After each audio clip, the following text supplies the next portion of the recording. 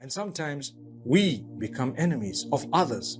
We harm others. So as much as we want to be protected from harm, we need to protect others from our harm. That's a very, very balanced statement.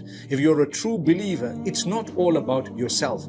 It's about us. I don't want to be harmed, so I definitely will not harm. And I'm going to go a step further and help those who I think may be harmed by others. I'll try to protect others as well so that Allah will protect me. So Allah speaks about a certain quality that's very dangerous, and we need to protect ourselves from it, and we need to talk about it, and we need to be protected from it as well. What is this quality? In verse number 54 of Surah An-Nisa, Allah speaks about jealousy and what it does. Don't allow yourself to be jealous of others. Thank Allah for bestowing upon others His favor.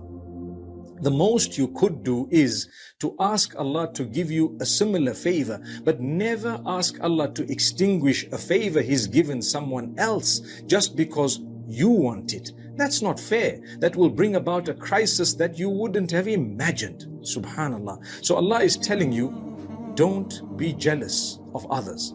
And the way He's worded it, He says, are they jealous of what Allah has bestowed some from His virtue? Subhanallah. Are they jealous of what Allah has bestowed others from His virtue? Allah says, you know what?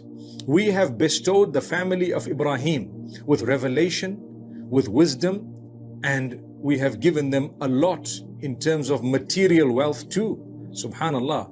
We've given them kingdom. So Allah made them rulers. Allah made them prophets. Allah gave them so much. Subhanallah. Allah says, don't be jealous of that. Never. Don't be jealous when Allah's given someone else wealth, when Allah's given someone else good health, good looks, a lovely family, when Allah's given someone else power, authority, when Allah's given someone else piety. Don't ever be jealous. Do you know why? Who gave them? Allah gave them. By you being jealous, you automatically become unhappy with what Allah has chosen for someone. So you're unhappy with Allah. That's what it is. And if you're unhappy with Allah, you have plunged yourself into the biggest possible crisis. This is why Allah subhanahu wa ta'ala says to us through the lips of Muhammad sallallahu alayhi wasallam in a hadith. He says to us, jealousy will eat away your good deeds, even if you have good deeds. In the same way that the fire eats away the dry log. Subhanallah. You know how if there were dry logs, subhanallah, the fire would consume the logs with a crackle. Gone. You had logs, but they're gone. Allah says your good deeds are like dry logs, and jealousy is like fire. And that fire will consume the dry logs with a crackle, and it will go. So don't be jealous, because in that case, you have destroyed your relationship with Allah by being jealous of what Allah has given someone else. Remember always, Allah is the giver. Allah gave. Why be jealous? Why question Allah's giving? Allah says, I will give those whom you love and you don't love. I might give your enemies as well. It's possible. Didn't we hear verses in the where Allah says, I will give the disbelievers as well. So what? It's up to me. Subhanallah. Allah says, I'll give them for a short period of time. And Allah subhanahu wa ta'ala says, that's up to me. Don't question me what I do. I know what I'm doing. If you want, ask for yourself.